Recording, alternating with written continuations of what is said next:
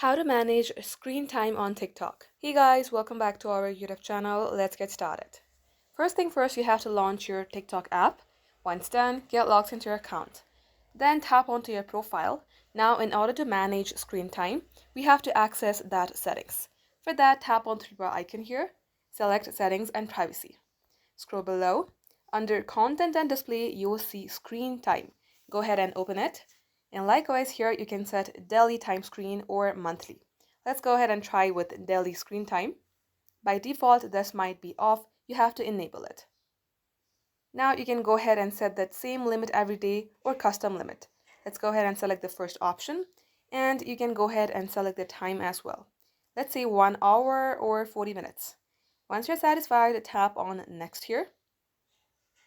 And likewise, once you have reached the time limit, you will get notified from TikTok itself. Just like so guys, this is how you can do it.